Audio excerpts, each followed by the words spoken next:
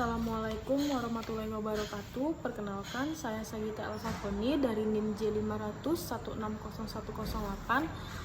Di sini saya akan menjelaskan tentang sistem saraf somatik.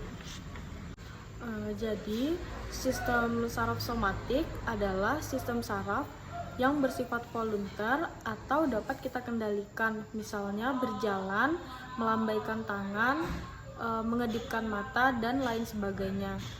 Sistem saraf somatik ini memiliki jalur yang menghubungkan antara organ perifer, misalnya tungkai, dan organ pusat, misalnya ensefalon dan medula spinalis.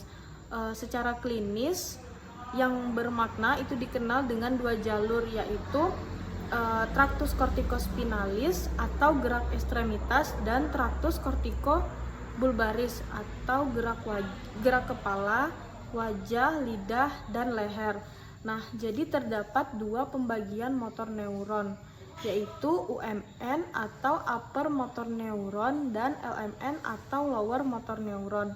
Jadi UMN itu adalah jalur saraf sebelum motor unit atau nukleus. Jadi suatu saraf motor unit atau nukleus suatu saraf, sedangkan kalau yang LMN itu adalah jalur saraf setelah motor unit. Misalnya nervus facialis itu memiliki nukleus di pons, maka jalur saraf dari korteks cerebri menuju pons adalah UMN, dan jalur saraf setelah pons sampai ke otot wajah adalah LMN.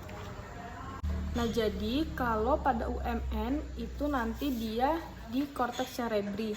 Nah, di korteks cerebri itu nanti ada dua jalur. Yang pertama ada tractus corticobulbaris, yang kedua ada tractus corticospinalis. Nah, di tractus corticobulbaris itu nanti ke batang otak, lalu ke nuclei nervus cranialis. Sedangkan kalau di tractus corticospinalis itu dia yang menyilang di bagian bawah medula oblongata, setelah itu turun ke medula spinalis dan berakhir di cornu anterior medula spinalis cervical sampai dengan sakral. Nah, kalau di lesi yang di UMN, biasanya lesinya ini dia terbatas pada jalur corticospinalis, dan corticobulbaris itu lebih sering menimbulkan kelemahan atau paresis dibandingkan dengan kelumpuhan dan hipotoni otot. Lalu lesi tractus corticospinalis itu dapat menimbulkan tanda Babinski, sindrom kelumpuhan spastik dan refleks regang hiperaktif tanpa atrofi otot. Nah, terus kalau yang di LMN, di LMN ini dia yang mencakup sel-sel motorik nuklei nervus cranialis dan aksonnya, serta sel-sel kornu anterior medula spinalis dan aksonnya. Nah, nanti akan ke serabut-serabut motorik dan keluar melalui radix anterior atau motorik medula spinalis dan akan mempersyarafi otot-otot. Nah, kalau lesi pada LMN biasanya itu neuron motorik spinalis dan cranialis yang secara langsung mensyarafi otot, menyebabkan paralisis flaksit atau kelumpuhan lunglai, terus atrofi otot dan hilangnya respon refleks.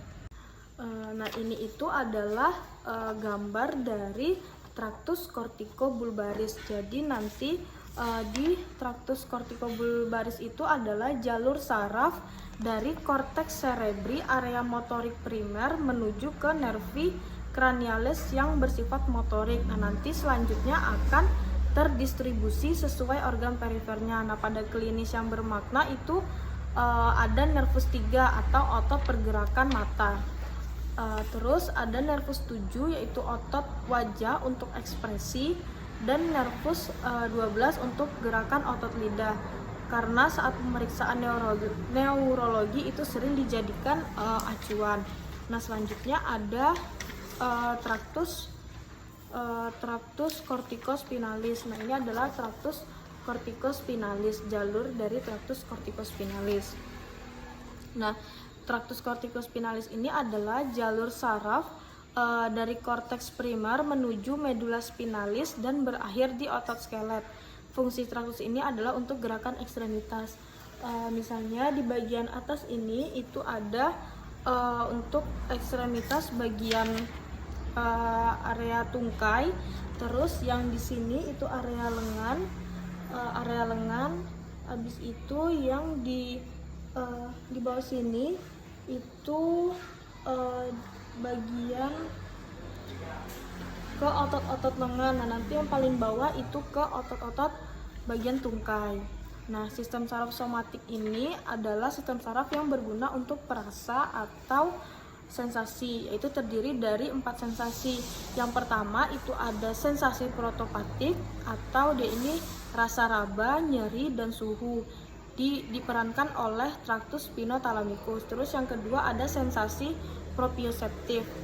Sensasi proprioseptif ini ada getar, tekan, posisi sendi, dan diperankan oleh fasciculus gracilis et cuneatus.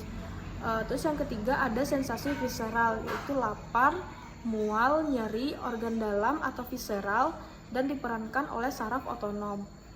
Selanjutnya yang keempat itu ada sensasi spesial, yaitu penghidu, penglihatan, pendengaran, pengecapan, dan diperankan oleh nervi cranialis.